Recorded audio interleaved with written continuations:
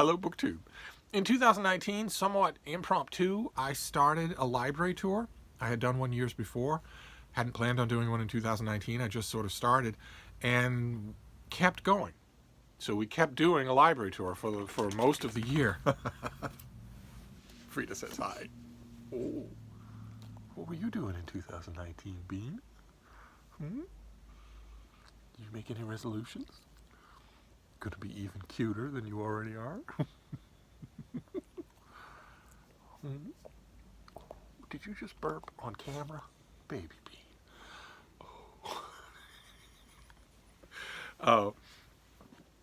We, we went through my library, book by book, with one conspicuous omission, and that was the wall of Penguin Classics behind me. I am a huge Penguin Classic fan. I have read them forever, and I have taken them everywhere. They form an inextricably linked, sentimental part of my reading life, in addition to the fact that I love them as general editions of canonical classics. I also like something that maybe the me of 40 years ago would not have liked, which is that in recent years, in the last 15 years or so, Penguin has decided to branch out. The Penguin Classic line has decided to reprint books that are not yet canonical, and that maybe should be. The chance-taking that they've done in the last 5 years alone has been incredibly interesting. Even if they've been misfires, things that, in my opinion, are misfires, I've still thought it was incredibly interesting.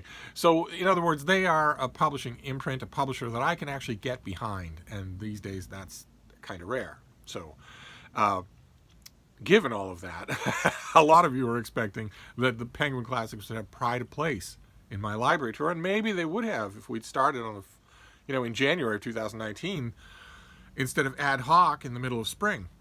But one way or another, by the time the library tour got into this room, there was no time for the Penguins, no way to do them justice. So I decided to do them in 2020, and in 2020 we're not going to go. You'll notice I'm sitting down, I'm not over at that bookcase, and the reason why is because we're going to go through the Penguins one book at a time. That's the kind of attention they deserve.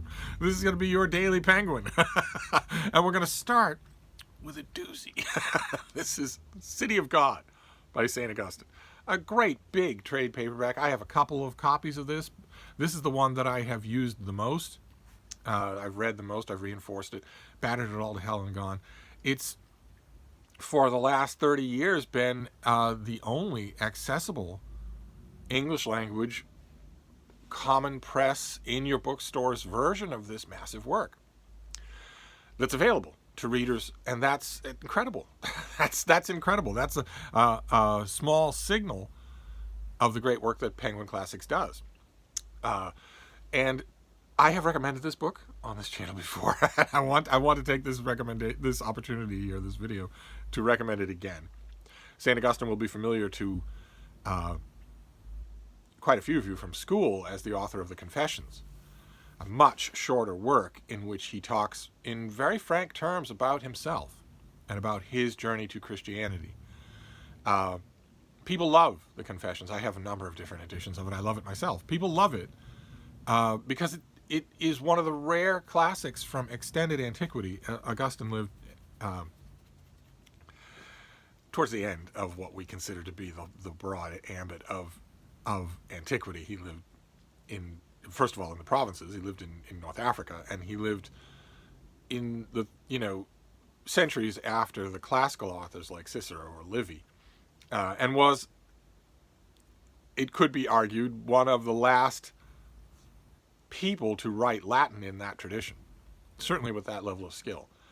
But one of the reasons why people embrace the Confessions so much is because it's so immediately personal. It's so immediately relatable in a way that so few classics of antiquity seem to be.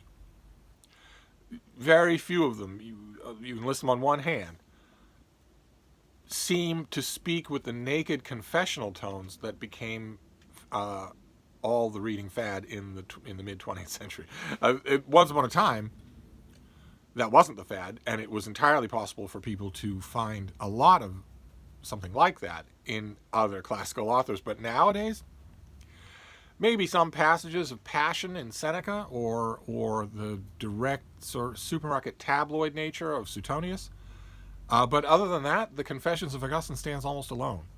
And people who fell in love with that book and read it and reread it all the time have sometimes come to Civitas Dei, to City of God, and been baffled because this is not the same kind of book. It's important to realize, it's helpful to remember that aside from some of his letters, which have never, as far as I know, had a popular paperback edition, Augustine never wrote anything. In a long lifetime of writing, he never wrote anything quite like the Confessions. It's important to remember that this is much more along the lines of the stuff that he wrote. And it's difficult, even after all this time reading this book, studying this book, teaching this book, it's difficult to describe what this book is. Except in the broadest sense possible, which is the explanation for the title is that this is a response to current events. This is a response to current history. Because in AD 410, the city of Rome was sacked by Alaric and the Goths. And that hadn't happened in centuries. It hadn't happened in far, far longer than even the furthest reach of reliable history. It hadn't happened in so long that it seemed like it couldn't happen. And for it to happen at the hands of Christians, Alaric and his Goths were Christians, seemed... Well, it sent the standard phrase is that it sent shockwaves through the Christian world, through the Western world, and that was a city of man. That was an idolatrous place of streets and buildings and gutters and whatnot. And St. Augustine wanted to emphasize the city of God, which is the faith, which is the kingdom, which is not reliant on streets and walls and borders, and therefore is not sackable. But really, this is a gigantic synthesis of history and thought and ways of thinking. The biggest and I think the most impressive synthesis along those lines in the ancient world. In this book, Augustine looks at Roman history. He looks at Greek and Roman mythology. He looks at various aspects of their religion, all in an attempt to bind them together and sort them out along a Christian viewpoint, which is, I've often heard it said about this book, including some reputable scholars, that in this book Augustine puts forth, really for the first time, a kind of linear progression idea of human history, that human history is not, some of you will have read in school, the standard cycle of the Wheel of Fortune, that it isn't that human history isn't that at all, that in fact it's a progression. And that's nowhere in this book. I don't understand why scholars need to make exaggerated claims for what this book does or who St. Augustine was or the originality of his thought. God help us. Even in English, you only have to read 10 pages of this guy's writing on anything that he writes to know that you are in the presence of someone by whom you should read every page ever written. He doesn't need your help, in other words, to make him relevant or convincing. I've heard some scholars say that. It's not actually true. Augustine here is not... It's true, he is not ascribing to the old pagan view of the cycle, the Wheel of Fortune. Instead, he's ascribing to an equally old Judeo-Christian view of human history, which is no more edifying than the Wheel of Fortune. It's certainly no more visibly true. A cycle of fall and redemption, the Christian cycle of fall and redemption. It's not any better than the Wheel of Fortune. It's not any more. I want to use the word scientific, systematic, comprehensive, objective view of cycles of human history. For that, we had to wait till the 19th century when the Germans got around to telling all the rest of us what that was like. Instead, this is just a wonderment. It's just a treasure trove. I have read this so many times, and it never exhausts. It's a treasure trove of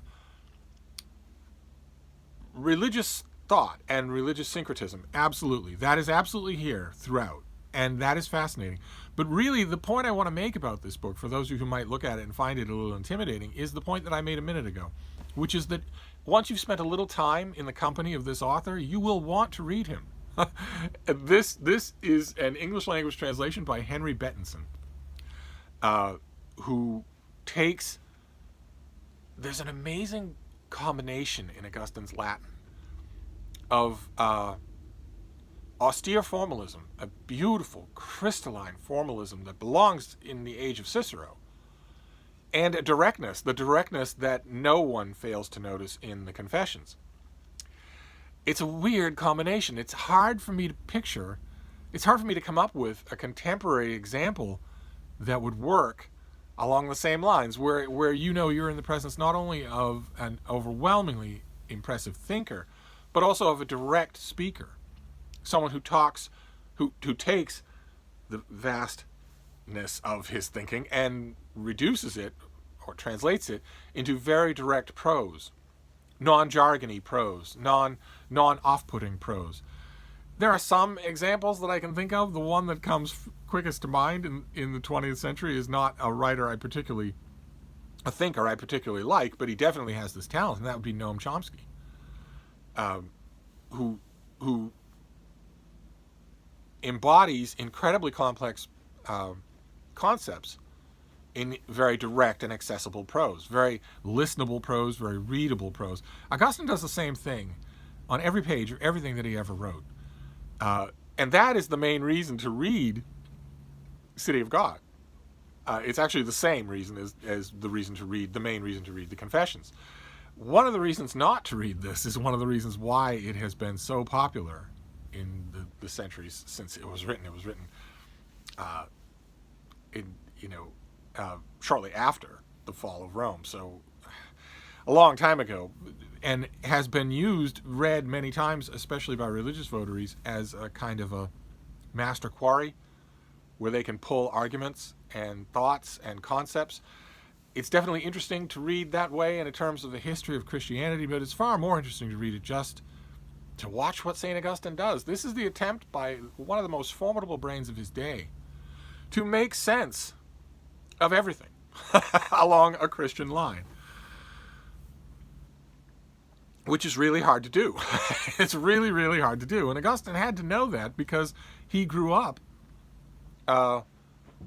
in a philosophy and a worldview and a broader religious outlook on the world and the universe and life and everything that makes much more sense. Manichaeism is the idea that there isn't one all-powerful, all-benevolent, all-knowing God who allows evil in the world for a whole bunch of bizarre Byzantine reasons, but rather that there are warring forces of light and darkness, and they are equally powerful.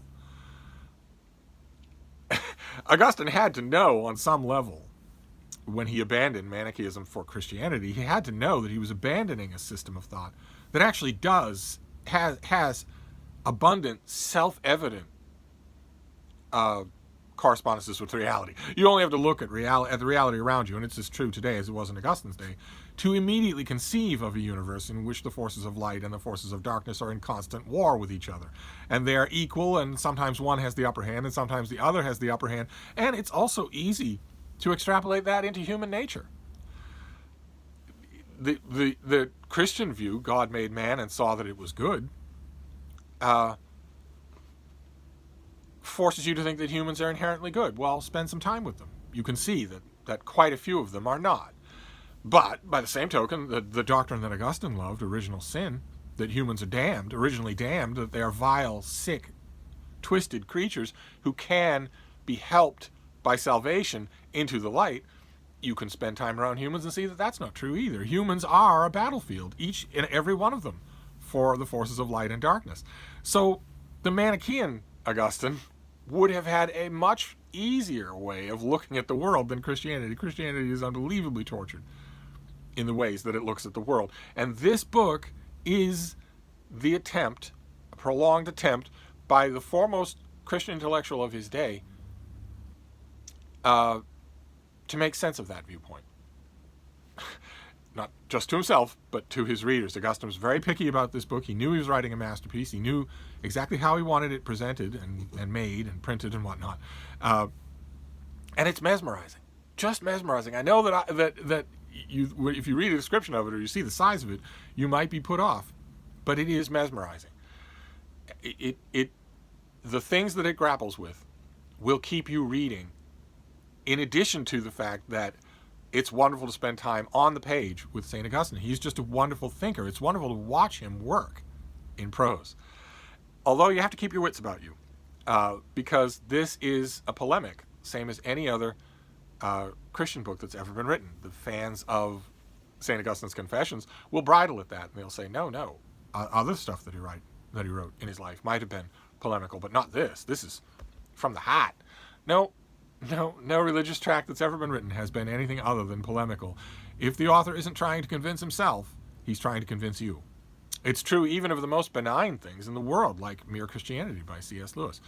And there's nothing wrong with that. It's not inherently evil to do that. But if you're going to write a work, the main impetus of which is to convince people of something, you are going to play three-card Monte with your sources. There is no way around it. You wouldn't have to do it unless the sources were readable in multiple ways. And if the sources are readable in multiple ways, then just presenting them won't convince anyone. Instead, you need to play three-card Monte. You need to play hide the bean. Well, not my bean. with some aspects of your sources. You have to play with them. And as a reader of polemical works, you have to be aware of that. It doesn't have to condemn them. It doesn't mean you avoid the works at all. But you have to be aware of what the author is doing. I want to give you an example of what I'm talking about, just so you can kind of see what I mean. This is from Book 10 of the City of God.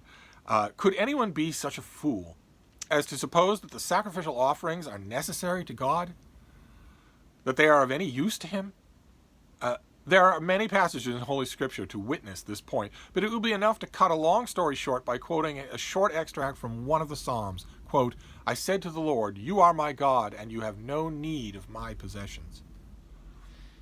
Thus, far from needing any cattle or any corruptible or earthly thing, we must believe that God does not need even the righteousness of man, and that it is man, not God, who is benefited by all the worship which is rightfully offered God.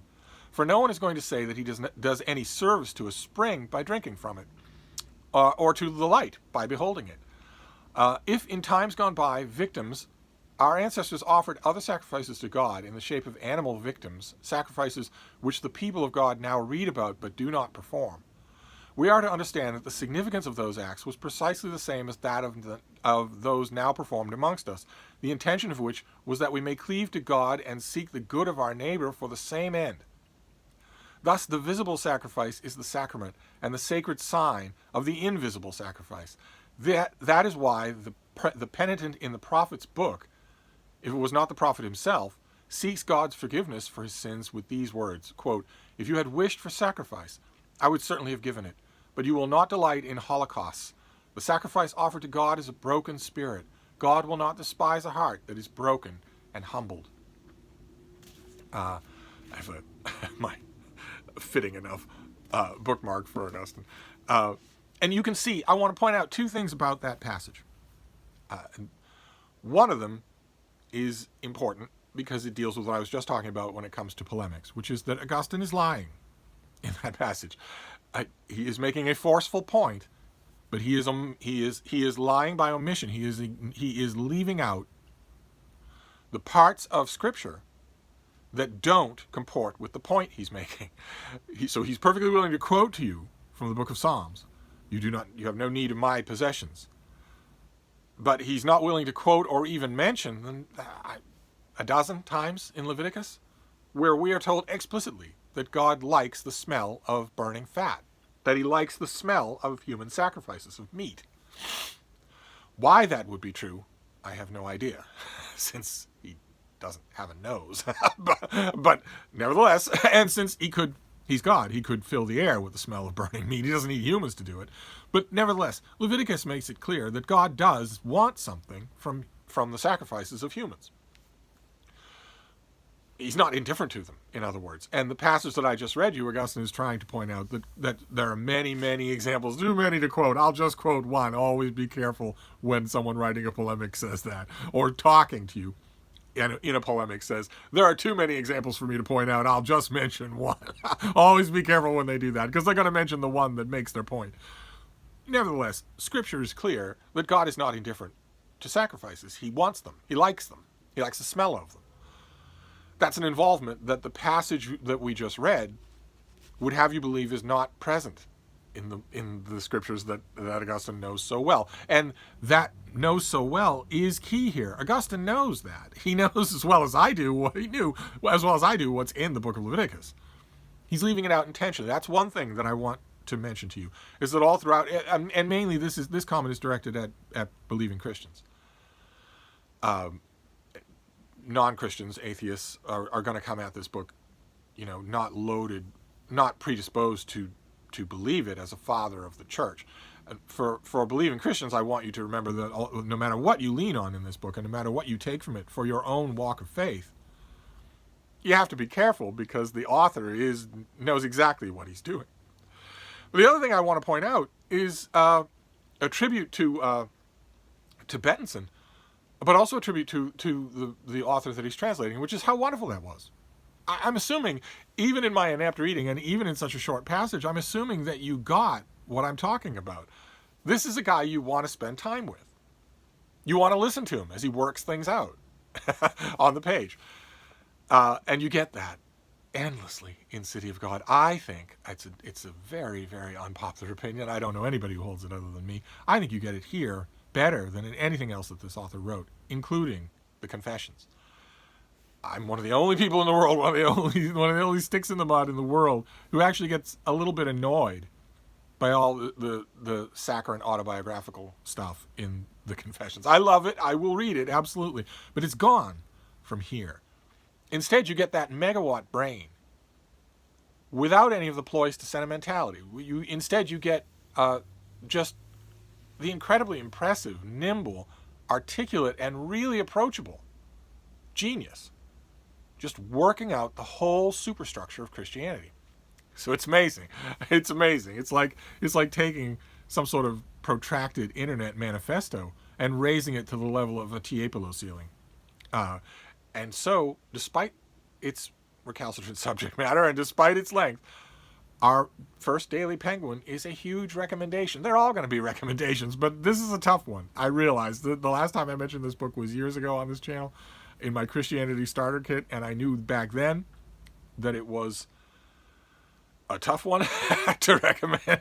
Nevertheless, we are booktubers. We are not afraid of chunksters, so I want to strongly recommend this. No matter who you are and no matter where you stand in terms of the ineffable. Actually, there's nothing that can't be effed. In my own opinion, everything is effable. But nevertheless, it's a very popular thing for humans to believe there's an ineffable, and to believe that there's a key to the ineffable, even though that's a contradiction in terms. No matter where you stand in relation to that, you should read this. And especially if you're a believing Christian, you should read this. If nothing else, to get a firm sense of the gigantic spectrum on which your faith today falls. But more than anything else, more than any of those other reasons, just to spend time with this author. This is a tremendously enjoyable author who is just at the peak of his power. So that is our first Daily Penguin, is the Penguin Classic trade paperback of City of God. This is one of the Penguin Classics that was never a mass market paperback. This was always a trade because it's so huge. So unlike some other Penguin Classics, Penguin did a classic. They did a mass market of War and Peace, a mass market of a whole bunch of other huge works, but not this one. This one was always a trade paperback and will still be. I believe the Penguin Classic today is still this translation. So put it on your TBR. And we will go on. We are going to do the Penguins all year long. And we'll go on to the next one tomorrow. Thank you, BookTube.